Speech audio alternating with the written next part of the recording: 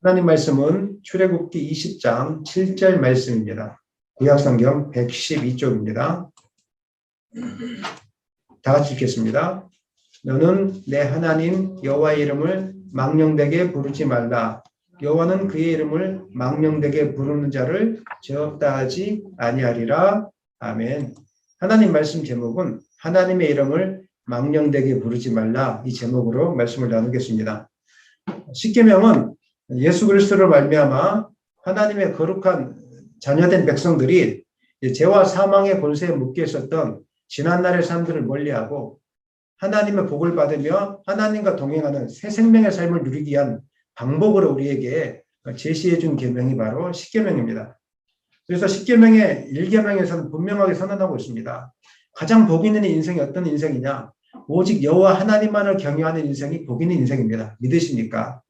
이 사실에 붙들리면 우리는 살아날 수 있습니다. 근데 이 사실에 붙들리지 못하기 때문에 마음이 늘 힘들고 요동치는 겁니다. 하나님만이 우리가 믿고 따라야 될 유일하신 분이시라는 것을 여러분 믿으시기를 바랍니다. 그리고 이 계명부터는 그러면 우리가 하나님을 온전히 믿고 따르는데 어떻게 믿는 것이 온전하게 믿는 것인가, 이렇게 설명해 주고 있는데, 두 번째 계명이 무슨 계명이었습니까? 하나님 너를 위하여 하나님의 형상을 만들지 말라고 했습니다. 무슨 말입니까? 너가 믿고 싶은 대로 너의 편의를 쫓아서 하나님 믿지 말고 말씀에 계시된 방법을 쫓아서 하나님을 믿어야 온전히 믿을 수 있다. 이 이야기를 이 계명을 통해서 해주셨고, 오늘은 세 번째 계명인데 하나님을 온전히 섬길 수 있는 두 번째 계명이라고 말씀드릴 수 있습니다. 첫 번째 계명이 선언문이었고, 그다음에 두 번째 계명부터는 방법을 이야기해주고 있는 거기 때문에 오늘은 하나님을 어떻게 온전히 우리가 예배하고 섬길 것인가, 하나님의 이름을 망령되게 부르지 않는 것입니다. 한번 다 같이 읽어볼까요? 시작. 하나님의 이름을 망령되게 부르지 말라. 세 번째 계명 속에 담겨있는 하나님의 뜻을 이야기해서는 먼저 이 계명 속에서 드러난 그 이름이 무엇을 의미하는지를 우리가 잠깐 살펴볼 필요가 있습니다. 사전적 의미로 이름이라는 것은 다른 것과 구별하여 부르는 호칭이라고 이야기합니다. 군대에 가면 인격은 조금 무시됩니다. 그리고 이 식별 번호가 붙여지는데 뭐 3중 되면 3- 뭐 몇 번 불러줘요. 그래서 군대 들어가면 3- 101번 훈련병 앞으로 나와. 그러면 자기 이름 없어요. 인격 같은 거 하나도 없어요. 그냥 3-101번 훈련병이 자기 번호고 식별표예요. 그래서 이 사람은 군대에 있는 동안은, 훈련병 기간 동안은 인격이 무시되는 건 아니지만 그 밖에서 사회생활을 했던 그 인격은 다 내려놓고 오직 훈련병으로서 식별번호를 붙여서 이렇게 취급을 받게 되었어요. 이렇게 해서 나타난 이름이 식별번호인가? 그렇지 않습니다. 하나님이 어떤 분이신지에 대한 신격에 대한 통칭을 이름이라고 이렇게 말씀하고 있는 것입니다. 구약의 사람들은 하나님의 이름을 통해서 하나님이 어떤 분인지를 알았습니다. 한번 보겠습니다. 창세기 14장 22절 말씀에서 아브라함은 하나님을 이름을 어떻게 불렀냐면 지극히 높으신 하나님 여호와. 하나님을 생각할 때 그냥 함께 하시는 하나님이 아니라 지극히 높으신 하나님 여호와. 느낌이 다르지 않습니까? 이렇게 이름을 통해서 지극히 높으신 분이구나, 이걸 깨달았습니다. 그 다음에 창세기 16장 13절에서 하갈은 이렇게 이야기하고 있습니다. 자기를 살피신 하나님, 우리의 형편을 아시고 우리의 형편을 두루 감찰하시는 그 하나님에 대해서 고백하고 있습니다. 지금도 하나님이 여러분 형편을 살피고 있습니다. 믿으십니까? 말 못해도 속상한 거 다 알고 계세요. 약한 거 다 알고 계세요. 감추려고 하면 나만 힘들어질 뿐이에요. 근데 하나님 앞에 섰을 때 하나님의 이름이 살피시는 하나님이지, 이걸 안다면 우리가 하나님을 대하는 자세가 조금 더 달라질 거라고 생각합니다. 그다음에 창세기 17장에서는 아브라함 또다시 고백합니다. 하나님 어떤 분이십니까? 하나님 이름을 전능하신 하나님, 이렇게 고백하는데, 전능하신 하나님, 능치 못할 일이 없지 않습니까? 뭘 두려워하십니까? 하나님이 다 해결해 주실 텐데. 믿으십니까? 하나님 능치 못할 일이 없습니다. 다 해결해 줍니다. 안 될 것 같은데 기도하면 하나님이 다 열어주십니다. 안 되는 것 가지고 너무 이렇게 속상해하지 마시고, 그런 때마다 하나님은 전능하신 하나님이지, 전능하신 하나님의 이름을 한번 높여보십시오. 그러면 하나님이 다 이렇게 때가 되면 길을 열어주시고 해결해 주십니다.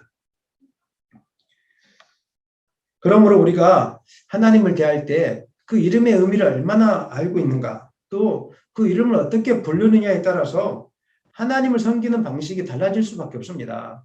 하나님을 섬기는 태도가 달라질 수밖에 없다는 것입니다.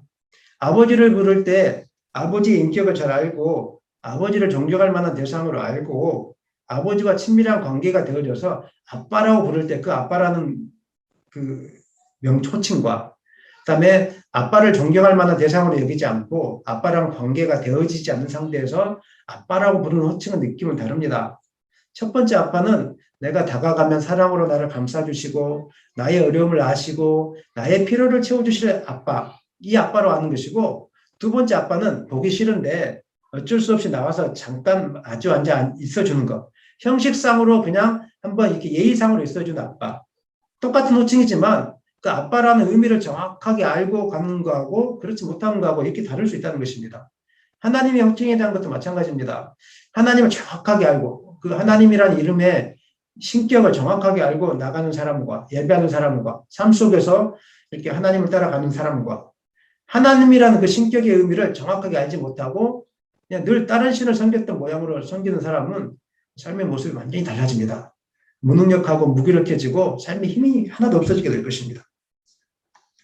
저는 여러분들이 하나님 앞에 섰을 때 여호와 하나님, 우리를 감찰하신 하나님, 우리의 치료자 되신 하나님, 이 땅의 주인 되신 하나님, 우리의 소원을 다하신 하나님, 지극히 높으신 하나님, 그 이름을 의미와 능력을 뜻을 가지고 하나님 앞에 예배했으면 좋겠습니다. 그랬을 때 우리의 예배나 삶의 방식은 태도는 분명하게 달라질 것입니다. 훨씬 더 기쁨 있고 능력 있는 예배로 드려지게 될 거라고 저는 생각합니다. 그러므로 하나님의 이름을 망령되이 일컫지 말라라는 말은 주의 백성들이 이제 그분의 이름에 합당한 삶을 살아야 된다는 것입니다. 하나님이 이런 분이니까 이제 너희는 하나님의 이름에 합당한 삶을 살아야 돼. 말하는 것과 행동하는 것이 다름이 안 돼. 하나님 분명하게 믿고 말하는 것과 행동하는 것이 일치하는 삶을 살아야 돼. 이것이 바로 여호와 이름을 망령되이 일컫지 말라는 이 의미 속에 다 포함되어 있는 것입니다. 구체적으로 여호와 이름을 망령되이 일컫지 말기 위해서 어떻게 해야 되는 것인가? 크게 보면은 하지 말아야 될 것과 해야 될 것이 있습니다. 먼저 무엇을 하지 말아야 되는지 제가 잠깐 한번 살펴볼 수 있도록 하겠습니다. 하지 말아야 될 것이 있다면 오늘 본문처럼 여호와의 이름을 이렇게 망령되게 불려서는 안 됩니다. 망령된다는 뜻이 무슨 말입니까? 허황되다 혹은 아무 생각 없이 함부로 경솔하게 뜻을 갖고 있는데 하나님의 이름을 함부로 경솔하게 취급해서는 안 된다는 뜻입니다. 주의 백성들이 하나님을 믿는다고 하면서 함부로 생활하고 함부로 말하고 또 함부로 사람들과의 관계를 하면서 하나님을 욕먹이는 일을 하지 말라, 이런 뜻이 바로 망령되이 일컫지 말라는 말 속에 다 포함되어 있는데, 구체적으로 첫 번째가 하나님의 이름을 저주하고 모독하는 것을 우리가 중단해야 됩니다. 레위기 24장 15절 16절 한번 읽어보겠습니다. 너는 이스라엘 자손에게 말하여 이르라. 누구든지 그의 이름을 저주하면 죄를 담당할 것이요 여호와의 이름을 모독하면 그를 반드시 죽일지니 온 회중이 돌로 그를 칠 것이니라. 거루민이든지 본토인이든지 여호와의 이름을 모독하면 그를 죽일지니라. 구약에 나타난 율법에서는 우리가 은연중에 하나님 어디 있어? 하나님 같은 거 없어. 나 이제 하나님 안 믿을 거야. 이렇게 하면 구약의 율법에 의하면 그냥 죽임을 당해야 됐어요. 신약 시대에 와서는 그렇게 하진 않습니다. 이 율법은 신약 시대에는 적용되지 않지만 그 의미와 뜻은 오늘날에도 같이 적용되고 있는 겁니다. 하나님은 여호와의 이름을 모독하는 행위나 말을 하게 되면은 하나님은 진노하신다는 것을 구약 성경의 율법을 통해서 우리에게 깨닫게 해주시는 것입니다. 본문의 배경을 좀 알 필요가 있는데 레위기 24장에서는 이스라엘 여인과 애굽 남자가 결혼해서 아이를 낳았습니다. 구약의 율법에 의하면 믿는 백성이 믿지 않는 백성과 결혼할 수 있습니까? 못합니까? 못하게 되어 있습니다. 이스라엘 백성들이 왜 망가졌습니까? 하나님의 백성이 하나님 믿지 않는 백성과 결혼하고 나서 우상 숭배가 들어온 다음에 이스라엘 백성이 망가진 겁니다. 그래서 이 여인 사이에서 아이가 태어났는데 이 아이가 한쪽만 하나님을 믿고 또 한쪽 부모는 하나님 안 믿으니까 사실 한쪽 부모가 하나님 은혜가 아니고서는 이게 양부모가 하나님을 믿지 않는 상태에서 자녀들이 신앙을 갖기라는 것은 쉬운 일은 아닙니다. 그래서 이 아이가 신앙을 갖지 않고 컸던 것입니다. 그러면서 이스라엘 아이들과 이제 싸움이 붙었는데 자기가 당할 것 같으니까 여러분 당할 때 가장 그 사람을 경멸하는 말을 해야 되지 않겠습니까? 여러분 어렸을 적에 어렸을 적에 싸웠던 일들을 한번 생각해 보십시오. 우리 집사님들은 한 번도 안 싸웠던 것 같아요. 보니까 얼굴이 평안해서. 어떻게 그 사람을 이겼습니까? 말로. 가장 쉬운 게 정치인들도 하는 거예요. 그 사람의 치부를 건드는 건데 부모님에 대한 그 다음에 그 형제들에 대한 또 혹은 자녀에 대한 이런 흠들을 이야기하면 상대방이 너무 힘들어서 쓰러집니다. 이 하나님을 안 믿던 이 자녀가 하나님 믿는 백성을 어떻게 하면 힘들게 만들까 고민하다가 흠잡은 거예요. 하나님 원래리 꼴래리, 하나님 믿는 사람은 미친 X, 뭐 이렇겠죠. 뭐 너희들 하나님 믿는다고 하면서 내 그 모양이냐. 뭐 이런 식으로. 아이고 한번 보자. 하나님 믿는 사람이 왜 그렇게 가난하게 사냐. 하나님 믿는 사람이 뭐 싸움밖에 못하느냐. 하나님 없다. 하나님은 저주하는 신이구나. 하나님은 싸움꾼이구나. 이런 식으로 했을 것 같아요. 이렇게 하니까 하나님이 그 아이를 돌로 쳐서 죽여라. 해준 가운데 하나님 믿는 백성 가운데 하나님을 모독하는 말 자체를 행하지 못하게 하나님이 차단시켜 놨던 것입니다. 이제 신분주의 시대로 돌아가면서 하나님이 분명하게 조심해야 될 것을 말씀해 주셨던 것입니다.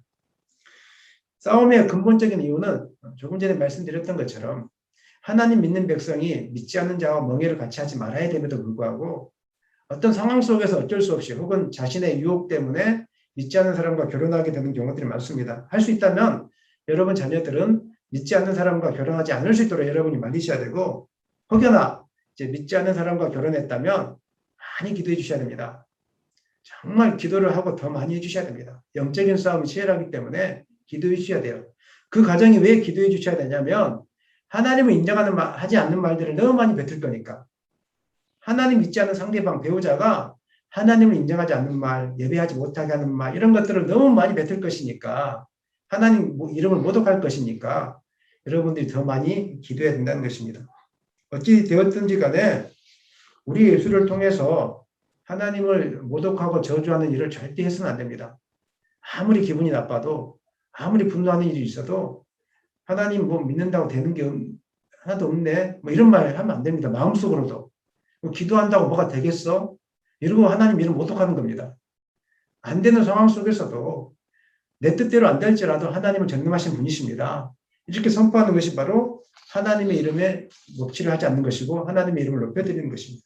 저는 여러분들이 철저히 하나님 앞에서 마음의 조심, 입술의 조심할 수 있기를 예수님의 이름으로 축원합니다.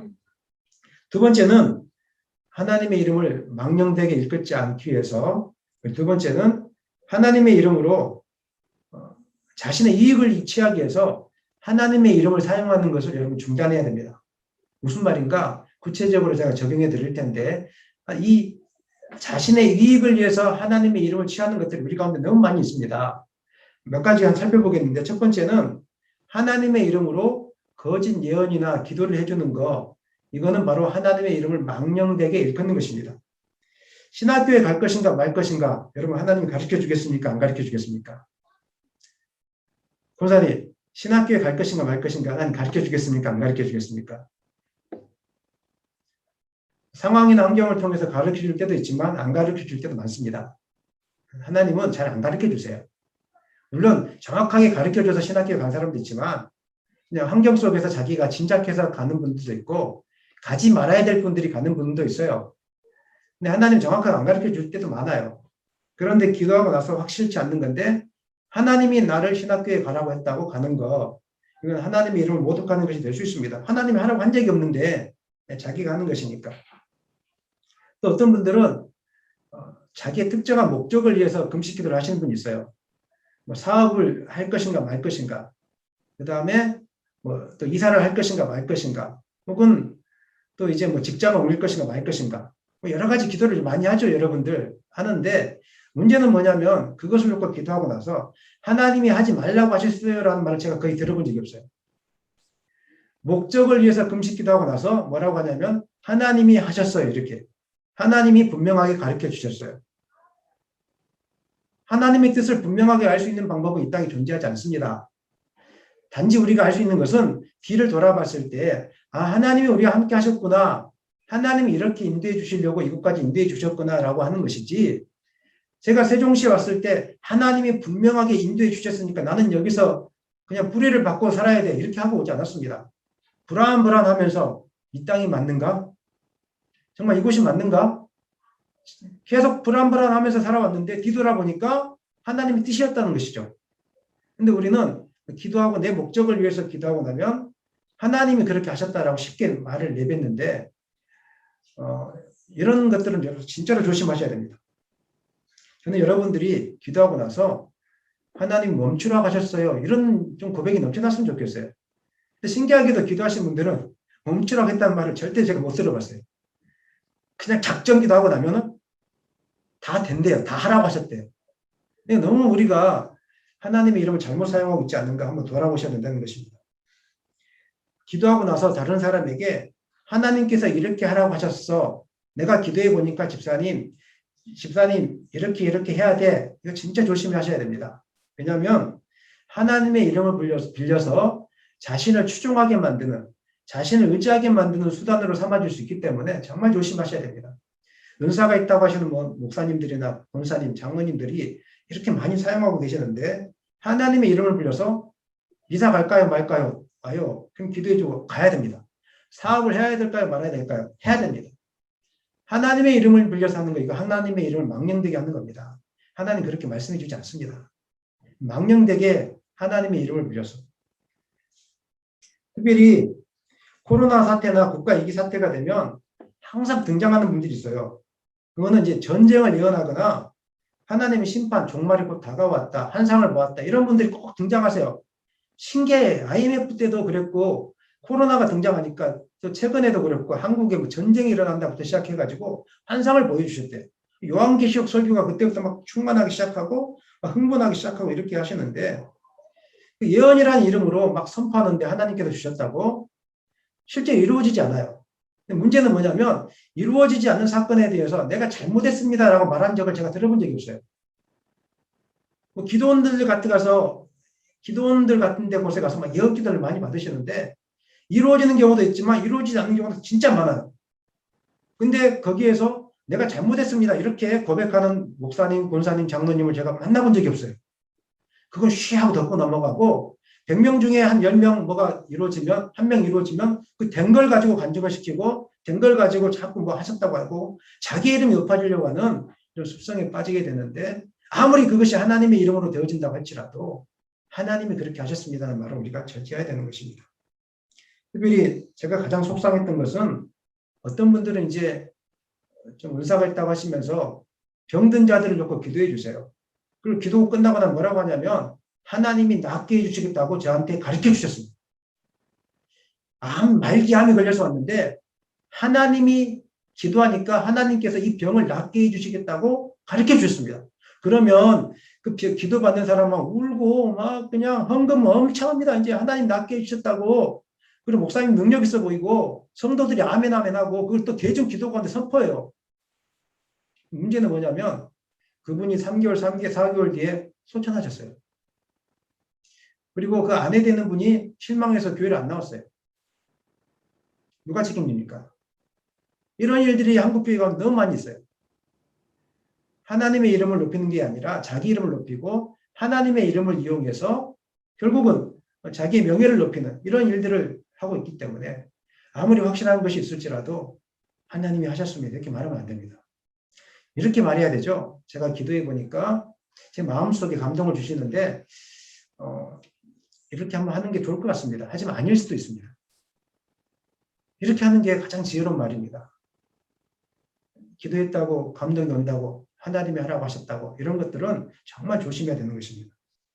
하나님의 이름을 빌려서 함부로 자신의 생각을 하나님의 뜻인 것처럼 이렇게 선포하지 않는 조심하는 여러분 되시기를 예수님의 이름으로 축원합니다. 신명기 18장 20절 한번 읽겠습니다. 만일 어떤 선지자가 내가 전하라고 명령하지 아니한 말을 제 마음대로 내 이름으로 전하든지 다른 신들의 이름으로 말하면 그 선지자는 죽임을 당하리라 하셨느니라.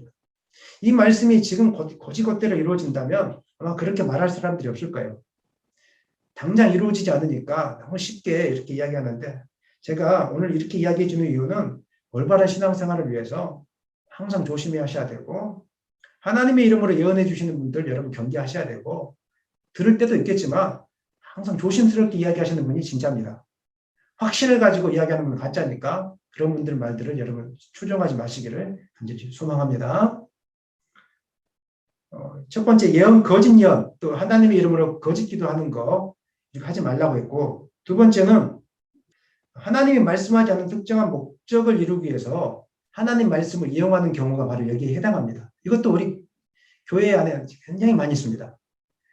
하나님이 명령하지 않는 건데 자기가 하고 싶은 일을 해가면서 말씀을 가져다가 그 목적에 합당하게 하나님이 하셨다라고 이렇게 사용하는 일들이 많이 있습니다. 가장 이제 많이 흔하게 이루어지는 일들이 있는데, 제가 하는 말씀 좀 주의 깊게 좀 들으셔야 됩니다. 또 제가 한국교회를 비난하는 건 아니고 저도 실수할 수 있습니다. 제가 연약하기 때문에 제 설교 속에서 혹은 저의 행함 속에서 저의 기도 속에서 저도 온전치 않아서 실수할 수 있습니다. 제가 비난하고자 하는 게 아니라 우리 한국교회 약한 모습이었기 때문에 좀 돌아보면서 우리가 이런 부분은 그렇게 하면 안 되겠구나, 이런 차원에서 이야기하는 거지, 그렇게 하고 있는 교회를 다 잘못했다는 그 목사님을 비난하기 위해서 이렇게 여러분들이 제 말씀을 들어서는 안 됩니다. 연약하기 때문에 조심해야 된다는 건데, 가장 많이 이제 흥해지고 있는 게 교회당 건축을 위한 비전을 목사님들 제시하시죠. 그리고 교회당 건축원금을 위한 이렇게 합당성을 이제 근거로 제시하는데, 그 근거로 하나님 말씀을 가져다가 사용하는 행위들이 많습니다. 정말 조심하셔야 됩니다. 교회당을 하나님이 지으라고 하셨을까요? 어떻게 생각하십니까? 교회당 확장을 하나님이 지으라고 말씀해 주셨을까요? 대부분의 경우는 하나님이 무슨 직접적인 계시를 통해서 말해준 경우는 거의 없습니다.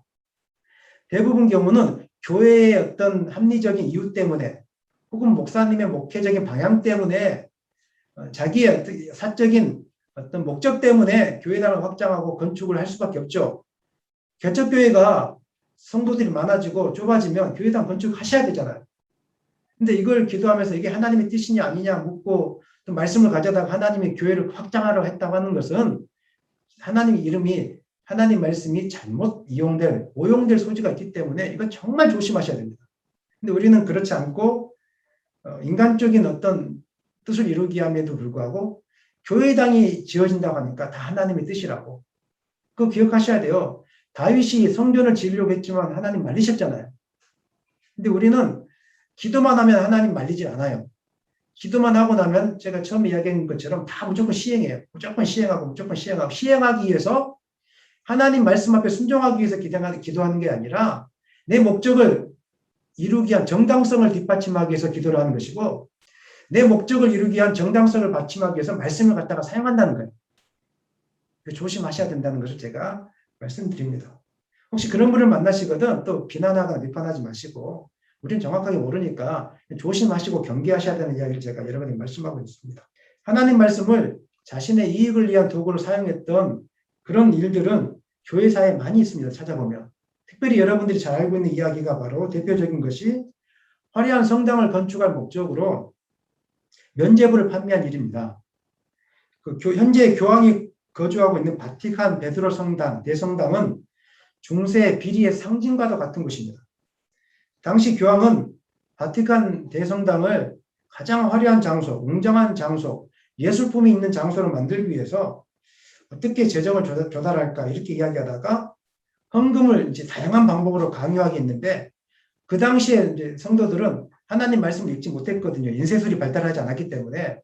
교황들만 성경을 갖고 있었고, 교황들이 이제 이 건축에 대한 합당성을 제시하기 위해서 실제로는 자기 영광을 위해서 건축하면서도 신의 이름으로 건축한다고 이야기하고, 하나님의 이름으로 건축하니까 당연히 헌금을 해야 된다고 하면서 면죄부를 만들었어요. 그래서 이게 면죄부를 구매하면 과거의 죄뿐만 아니라 미래에 지을 죄도 미리 용서받는다고. 성경에 어디 그렇게 나왔습니까? 말씀을 교묘하게 이용한 거죠. 그리고 죽은 사람의 이름으로 돈을 내면 그 돈주머니로 땡그랑 하고 돈이 떨어지는 그 순간에 그 영혼이 연옥에서 천국으로 올라간다고. 성경에 어디 그렇게 나와 있습니까? 하나님 말씀이 발달되지 않고 윤세술이 없었기 때문에 교황의 말을 하나님의 말씀으로 받았던 그 시기에는 당연히 하나님 말씀이라고 들었겠죠. 제가 여러분에게 간절히 부탁드립니다. 하나님 말씀을 읽지 않으면서 자꾸 유명한 목사님들의 말씀을 들으려고 하는 거 여러분 경계하셔야 됩니다. 선동질에 넘어갈 수 있다는 거예요. 정말 그 목사님이 선포하는 게 말씀이냐 하나님의 말씀이냐 이걸 여러분들이 성경을 읽지 않는 상태에서 방송에서만 들으려고 하면 여러분들이 고민하지 않으면 여러분도 모르는 사이에 다 선동질에 넘어가게 되어 있습니다. 그런 분들이 많아요. 그래서 헌금을 과도하게 집이 너무 가난함에도 불구하고 목사님이 헌금하면 하늘에 복을 주신다고 이야기하니까 건축 헌금을 하는데 이 헌금을 하면 하나님 복을 주신다고 이야기하니까 과도하게 헌금해가지고 재정이 파탄난 분들을 제가 많이 봤어요. 속이 상하는데 말을 못해요. 중세 카톨릭 교회를 비판하고 출연한 개신교지만 오늘 이런 모습이 오늘 한국 교회가 너무 많이 닮아 있습니다.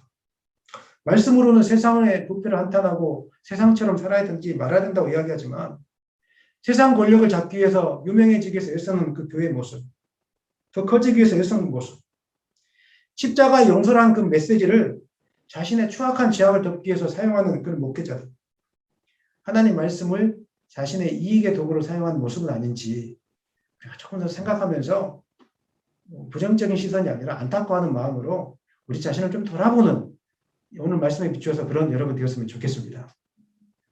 세 번째로 자신의 이익을 취하기 위해서 하나님의 이름을 사용하는 세 번째 행위는 지금의 당면한 위기를 넘어가기 위해서 하나님의 이름으로 쉽게 맹세하는 겁니다.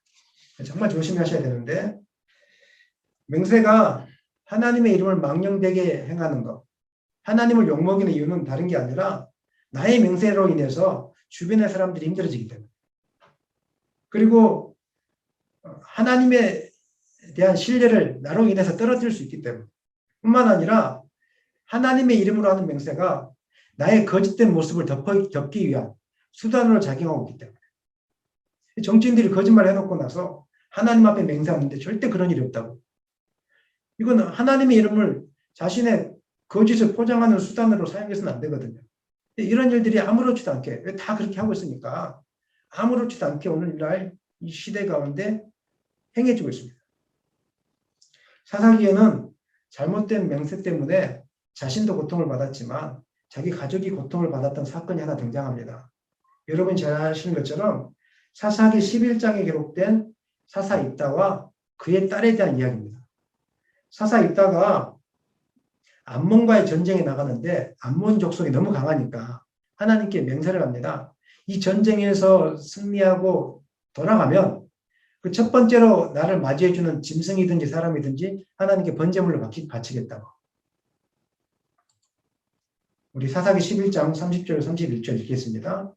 그가 여호와께 소원하여 이르되 주께서 과연 암몬 자손을 내 손에 넘겨주시면 내가 암몬 자손에게서 평안히 돌아올 때 누구든지 내 집 문에서 나와서 나를 영접하는 그는 여호와께 돌릴 것이니 내가 그를 번제물로 드리겠나이다 하니라.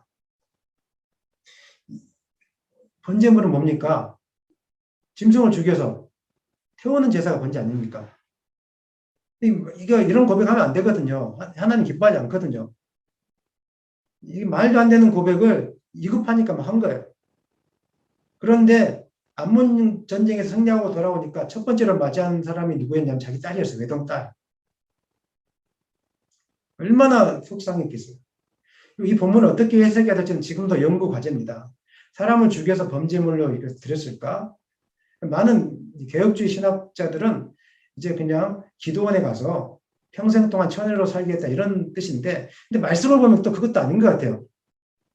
저는 이해할 수 없어요. 이 역사적으로 이 상황이 어떤 상황인지를 정확하게 이해할 수는 없습니다. 하지만 이것 때문에 그 가정에 슬픔이 찾아왔다는 거죠.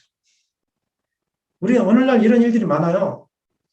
무슨 일이 안 풀리고 자녀들이 망나니처럼 살고 있거나 또 아니면은 여러 가지 힘든 일이 찾아오면 부모님들이 쉽게 기도하잖아요. 하나님 우리 아들 신학교 보내겠습니다. 서로 싸우게 돼요. 자녀 의견을 물어봐야죠. 신학교 갈 건지 안 갈 건지. 내가 기도해 놓고 보내라고 자꾸 이야기하니까. 그것뿐만이 아니지 않습니까? 그 아내랑 상의해서 현금을 얼마를 드려야 될지 이렇게 같이 이야기해야 되는데 자기가 작정하고 하나님 전 재산을 드리겠습니다. 해놓고 가갖고 집에서는 허락도 안 받아놓고 자기가 다 전 재산 드리겠다고 그냥 이런 일들을 해서는 안 된다는 것입니다. 명세라는 것은 하나님의 기쁨을 위해서 사용되어야 되는 것이지 어떤 자기의 위기를 돌파하기 위한 수단으로 우리가 작용돼서는 절대 안 됩니다. 하나님 기뻐하지 않습니다. 아무리 위급한 상황일지라도 하나님의 이름으로 맹세하거나 하나님 이름으로 제가 죄 없다고 선포하고 이런 일을 행해서는 안 됩니다. 하나님의 이름은 거기에 사용되는 것이 아닙니다. 하나님 앞에서 유일하게 맹세가 허락된 곳이 있습니다. 언제입니까? 세례받을 때. 하나님 맹세합니다. 이전의 삶을 버리고 죄악된 모습을 버리고 하나님의 거룩한 백성으로 하나님 말씀에 순종하면 살겠습니까? 이거 맹세해야 됩니다. 맹세하고 지켜나가야 되는 겁니다. 이게 하나님의 이름을 높이는 겁니다. 두 번째 맹세하는 때가 있죠. 직분자로 세움을 받을 때. 이제 세상을 위해서 나의 몸과 마음과 물질을 사용하지 않고 하나님과 교회를 위해서 하나님 나라를 위해서 내 전생애를 드리겠습니다. 그래서 집사님이 되고 권사님이 되고 장로님이 되고 목사님이 되는 겁니다. 맹세를 하는 겁니다. 이 맹세를 지키지 못했을 때는 어떤 벌도 달게 받겠습니다. 이런 고백을 할 때 우리가 맹세가 사용되는 것입니다. 저는 여러분들이 하나님의 이름을 잘 사용하기를 소망합니다. 거짓된 곳에 헛된 곳에 자기의 이익을 위하여 사용하지 않았으면 좋겠습니다. 하나님의 이름을 함부로 취급하거나 하나님의 영광을 가리우지 않기 위해서 큰 세 번째는 입술로는 하나님을 시인하지만 행위로 부인하는 삶을 멈춰야 되는 것입니다. 한마디로 외식하는 삶을 멈춰야 되는 것입니다. 우리 디도서 1장 16절 읽겠습니다.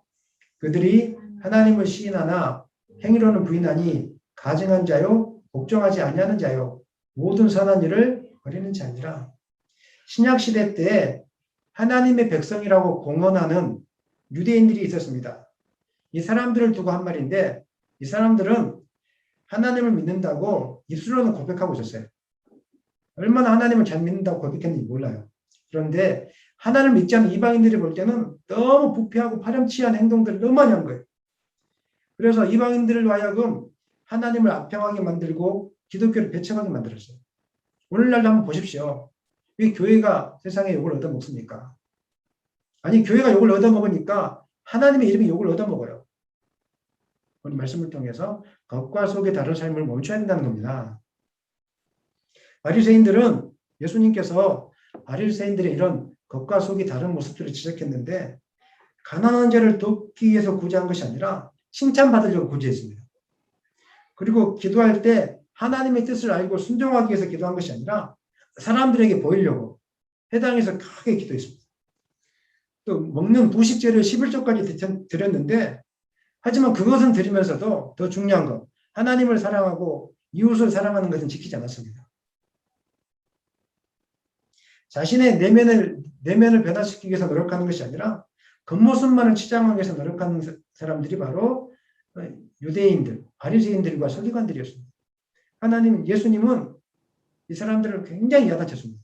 화했을진저 이렇게 얘기하면서 목회자를 포함해서 장로님, 권사님, 집사님, 성도님들이 성적인 타락, 물질에 대한 욕심에 빠지는 것, 입술에 거짓이 가득하고 삶의 폭력이 가득하고 자신이 원하는 바를 위해서 세상의 깡패들을 동원하는 것을 당연하게 여기고 서로를 이간질하고 분열시키고 어떤 방법이든지 교회를 어지럽히고 교회의 분열한 행위 이런 것들은 멈춰야 될 거라는 겁니다. 하나님 기뻐하지 않는 거고 하나님 세상 가운데 하나님의 이름을 망령되게 일컫게 만드는 아주 부적절한 아주 좋지 못한 일들입니다. 근데 그게 하나님의 이름을 망령되게 한다는 것을 잊어버리고 자기의 정당성만을 강조하기 위해서 분노하는 가운데 자기 옳은만을 주장하는 분들이 좀 많이 있어요. 사실은 교회 안에 우리 교회 말고 한국 교회 안에 그렇게 하다 보니까 교회가 분열되고 싸움이 나는 거예요. 자기 옳음을 주장하는 건 중요하지 않아요. 예수님은 자기 옳음을 주장하지 않았습니다. 십자가에서 죽음을 당함으로 하나님의 이름을 높임 받게 하셨던 것입니다. 근데 우리는 나의 옳음을 주장하다가 하나님의 이름을 땅바닥에 추락시키는 일들이 많이 있어요. 내가 죽어지고 하나님이 살아나야 되는 겁니다. 아멘입니까? 이게 한국교회 안에 있다면 한국교회는 살아나게 될 거라고 믿습니다. 코로나가 터졌을 때 그냥 무릎 꿇고 미안하다고 자꾸 사죄하고 잘못했다고 하면 되는 것이지. 그냥 코로나가 걸리든지 말든지 예배해야 된다고 그러게 하면 누가 좋아하겠습니까? 로마서 2장 24절 말씀 우리 마음속에 담았으면 좋겠습니다. 같이 읽겠습니다. 기록된 바와 같이 하나님의 이름이 너희 때문에 이방인 중에서 모독을 받는다. 한국교회 성도들이 마음속에 깊이 묵상하고 새겨야 될 말씀이라고 저는 생각합니다. 이 말씀이 항상 여러분의 귓가에 들려지고 맴돌 수 있기를 예수님의 이름으로 축원합니다. 지금까지는 하나님의 이름을 망령되이 일컫지 말라, 하지 말라는 것에 대해서 제가 소극적인 측면에서 배웠고, 그러면 어떻게 하는 것이 우리가 하나님의 이름을 높이는 것이 될까? 시간이 없기 때문에 많이 못하고 한 두 가지만 간략하게 제가 하고 마치겠습니다. 첫 번째로 우리가 이제 하나님의 이름을 망령되게 부르지 말고 온전하게 부르기 위해서는 먼저 하나님을 향한 우리의 믿음이 분명해져야 됩니다. 우리가 하나님의 이름을 함부로 사용하고 자기의 이익의 도구로 사용하는 문제의 근원은 하나님을 잘 모르기 때문에 그렇습니다. 하나님에 대한 신앙 고백이 분명하지 않기 때문에 그런 일들을 하고 있는 것입니다. 하나님을 살아계신 하나님, 불꽃 같은 눈동자로 우리를 지켜보고 계신 하나님, 이런 하나님을 인정한다면 우리가 어떻게 쉽게 하나님을 원망하고 저주할 수 있겠습니까? 이 거룩하신 하나님 말씀을 나의 이익의 도구를 어떻게 사용할 수 있겠습니까? 가룟 유다가 예수님이 누구신지 분명하게 알았다면 은 30에 예수님을 팔아넘기는 그런 파렴치한 일을 하지 않았을 것입니다. 근데 예수님이 같이 있음에도 불구하고 예수님이 어떤 분인지 몰랐기 때문에 그런 일을 할 수밖에 없는 것입니다. 사도 바울은 거듭나기 전에 죄인 중에 개수처럼 살았습니다. 하지만 하나님이 누구인지, 예수님이 누구인지 깨닫고 나서 사나 죽으나 주님만을 위해 사는 사람이 되었다는 것입니다. 자신이 비록 사람들에게 잊혀질지라도 예수 그리스도의 이름이 높아지기를 원했고 오직 복음만이 증거되기를 원하는 것이 바로 거듭난 하나님을 진실되게 믿고 있는 바울의 삶이었다는 것입니다. 창세기에 나온 요셉을 여러분 아시지 않습니까? 형들로 인해서 애굽에 팔려가 그렇게 많은 고난을 당했는데 하나님을 분명하게 믿으니까 뭐라고 고백했습니까? 나를 이리로 보낸 사람들은 형들이 아니고 하나님이시라고 그렇게 고백했지 않습니까? 욥은 또 어떻습니까? 자신의 자녀들이 하루아침에 10명이 다 죽임을 당하고 자신의 전 재산이 강한 도둑 같은 민족들에게 빼앗김을 당했는데 하루아침에 다 잃어버렸는데 그때 욥은 입술로 하나님을 범죄하지 않냐고 하나님을 향하여 원망하지 않았습니다. 이 일이 가능했던 것은 그가 살아계신 하나님이 어떤 분이신지를 분명하게 알았기 때문입니다. 그래서 하나님의 이름을 망령되게 일컫는 행동들을 하지 않았던 것입니다. 사랑하는 여러분, 하나님 살아계십니다. 하나님 우리를 보고 계시는 분이십니다. 믿으십니까? 여러분 마음속에 거짓이 떠나가기를 소망합니다. 여러분 마음속에 원망이 떠나가기를 소망합니다. 여러분 마음속에 하나님의 이름을 먹칠하는 그런 못된 마음들, 삶 속에서 그 습관들이 떠나가기를 예수님의 이름으로 축원합니다. 그 유일한 방법은 하나님을 분명하게 알고 분명하게 믿는 것입니다. 나의 믿음은 정확한가? 나의 믿음은 정직한가? 한번 돌아보셨으면 좋겠습니다. 두 번째로 주의 이름을 온전히 부르기 위해서는 예수님을 위해서 고난받을 각오도 분명하게 하셔야 됩니다. 사나 죽으나 주를 위해서 살았던 바울은 복음을 위해서 주를 위해서 고난받는 것도 두려워하지 않았습니다. 그러니까 예수님의 이름, 하나님의 이름이 높임을 받았습니다. 사도행전 21장 13절입니다. 다 같이 읽겠습니다. 바울이 대답하되 여러분이 어찌하여 울어 내 마음을 상하게 하느냐. 나는 주 예수 이름을 위하여 결박당할 뿐 아니라 예루살렘에서 죽을 것도 각오하였노라 하니. 하나님의 이름은 성도들이 세상의 영광을 취할 때 높임을 받지 않습니다. 오히려 그때는 하나님의 이름의 욕을 많이 얻어먹습니다. 오늘날 교회가 세상의 욕을 많이 얻어먹는 이유는 하나님이 세상 사람들에게 욕을 많이 얻어먹는 이유는 교회가 세상의 욕망을 취하고 있기 때문에 세상과 별반 다를 것 없이 세상의 정욕을 똑같이 취하고 따라가고 있기 때문에 그렇게 살고 있기 때문에 그런 것입니다. 교회뿐만 아닙니다. 종교인들, 스님도 그렇고 신부님도 그렇고 세상을 너무 닮아가고 있어요. 포스트 모던 시대가 되어져서 다 괜찮다는 거예요, 이제. 그래서 기독교인이지만 우리가 인간적으로 존경받을 만한 어떤 스님이나 신부님들이 존재하지 않아요. 그리고 또 이 땅에 인간적으로 존경할 만한 목사님들이 존재하지 않아요. 말씀을 선포하지만 살아내지 못하고 있는 거예요. 목사님이 좋은 차 타고 다녀야죠. 이렇게 이야기해요. 타고 다닐 수도 있겠죠. 목사님이 막 하늘나라를 위해서 좁은 문 가야 된다고 해야 하는데 알고 보니까 막 통장에 막 수십억이 들어가 있어요. 그러니까 이걸 얻어먹는 거예요. 세상의 욕망을 버리라고 그래서 하나님을 덮이라고 했는데 세상의 욕망을 취하면서 하나님의 이름을 욕먹이는 일들을 부끄럽지도 않게 우리가 행하고 있다는 것을 통곡해야 된다는 것입니다. 가끔씩 선교지나 한국교회 목회 현장에서 겪는 여러 가지 일들에 대해서 우리가 소식들을 들을 때가 있습니다. 그럴 때 여러분들은 어떤 분들의 이야기에 감동이 되고 그 속에서 하나님의 이름을 높이게 됩니까? 세상적으로 화려한 삶을 살고 하나님을 잘 믿었더니 부자가 되고 하나님을 잘 믿었더니 하버드 대학교 가고 하나님을 잘 믿었더니 무슨 의사가 되고 변호사가 되고 이런 이야기 들으면 하나님의 이름을 높이게 됩니까? 그럴 수도 있겠죠.